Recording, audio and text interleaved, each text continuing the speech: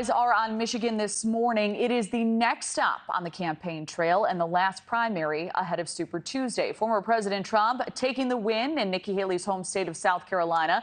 Trump getting support from nearly 60% of primary voters there. And now Haley could face a funding issue. The Koch network, founded conservative group Americans for Prosperity Action, may stop funding Haley's campaign. A senior advisor for the group says they will now focus on the competitive House and Senate races.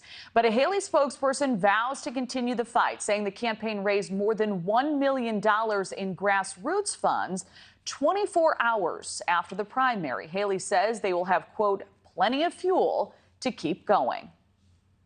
And I'm grateful that today is not the end of our story.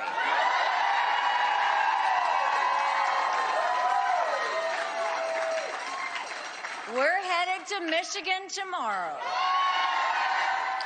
And many wondering, though, how Haley will factor into tomorrow's Michigan primary results. NewsNation's Emily Finn is in Dearborn, Michigan this morning. So, Emily, a lot happening there today.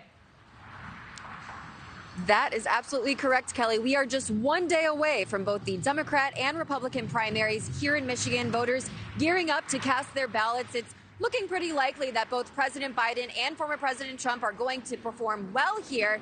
But if they do indeed face off in November in the general election, they're going to have to win over some key electorates. So let's start here. Biden is facing strong opposition here in Michigan over his handling of the Israel-Hamas war. A movement to vote against the president is being spearheaded by young voters and members of the Arab American community. Instead of supporting him in the primary, Palestinian advocacy groups are urging Democrat voters to select uncommitted on their ballots tomorrow to send a message to the White House. They're calling for a permanent ceasefire in Gaza and feel as though President Biden has been ignoring their pleas. We're all voting uncommitted. Yeah. We need to show President Biden and all the other candidates that we support Palestine. We don't support our U.S. tax dollars going towards Israel to ethnically cleanse Palestine. And this is a human cause, and so we're all showing up.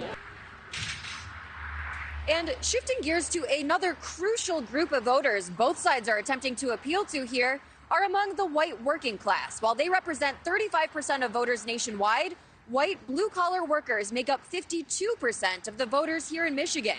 Our NewsNation team extensively covered the UAW strikes last fall when both President Biden and former President Trump visited Metro Detroit to meet with union auto workers. Now, President Biden did receive the endorsement from UAW President Shawn Fain, but this group has typically leaned Republican in recent years, suggesting that winning over white working-class voters could be the key to victory come November's election. So when we do take a look at the big picture here, Kelly, Michigan is a huge battleground state for the candidates. When we look at 2020, Biden was able to defeat former President Trump by around 150,000 votes here in Michigan. And as we know, of course, in 2016, it was Trump who was able to claim victory. So if history means anything, Michigan is looking like it could be a toss-up if we do, in fact, see these two face off in November, Kelly.